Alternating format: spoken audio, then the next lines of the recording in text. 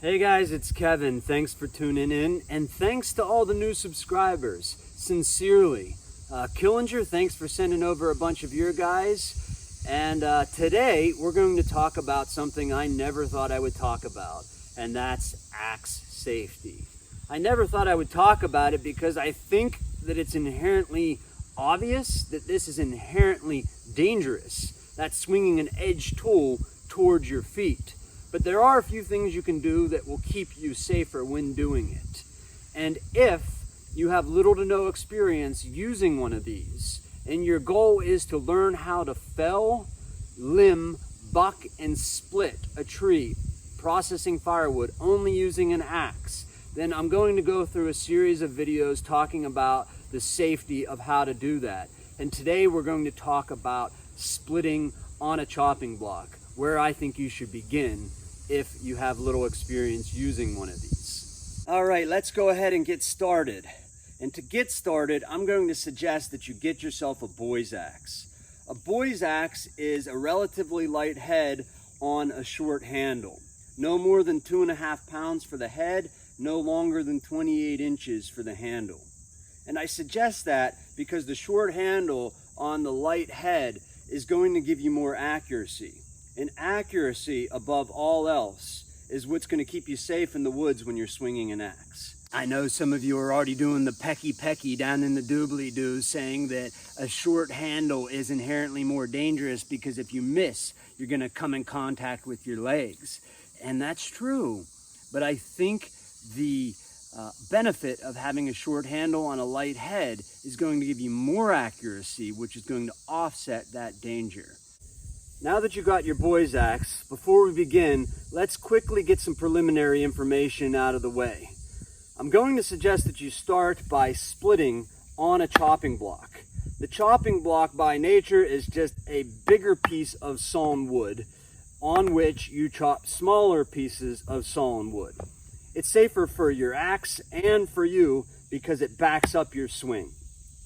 We want to make sure the ground is as level as possible and that the wood is cut as level as possible so that it's not tilted at an angle. We also want to make sure that there's nothing hanging off of our sides, no keys, no belt knife, because anything that strikes our arm on our downward swing can obviously redirect our axe, and it may go in a place we don't want it to go. Ouch, me leg, me leg! I don't mean to make fun, I really don't. Safety is a serious topic, and I've just avoided it because it seems obvious to me, and there's plenty of guys out there talking about safety seriously. I'm not really going to be saying anything new exactly, but if it helps hearing it from me in maybe a slightly different way, then so be it. Okay, now that we got the preliminary stuff out of the way, let's go ahead and do some splitting. There are two main things that you're going to want to do to keep yourself safe when splitting on a chopping block. The first is to select something that's not too small until you get your accuracy, but not too big so you feel like you got to swing too hard. And place that piece that you want to split further back on the chopping block. That way, if you miss, there's still plenty of chopping block to back up your axe. The second and most important, in my opinion, is to bend your knees when you swing. Effectively keeping the edge of the axe in the same plane as your knees and the splitting block. That way there's no way you can miss, glance, and hit your body.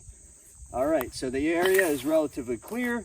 We're as level as we can be here. Nothing on my sides. Placing the decent size, not too big piece on the back of the chopping block. Now I'm going to measure my distance from the axe to the piece I want to hit. Raise the axe directly above my nose and swing. Not trying to swing too hard here.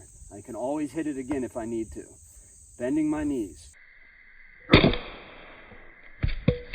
Just like that. That's what you're looking for. That. Right there. You can do that a few times if you need to without hitting the piece. Okay, so you always want to be aware of where the edge is in relation to your body. And you also want to come in contact with the chopping block at a 90-degree angle, achieving this by bending your knees and pushing the handle down and away from your body, just like this. All right, here's something else you can do to work on your accuracy. Don't be afraid to go ahead and draw some lines on this to see how close you can get to hitting exactly where you're swinging for. In this case, I got some knots right here, so I'm going to try to shear off the sides. Let's see how we can do. Again, set it up either towards the middle or slightly back on your block. That way if you miss, you won't hit yourself. Let's see if we can hit where we're aiming for.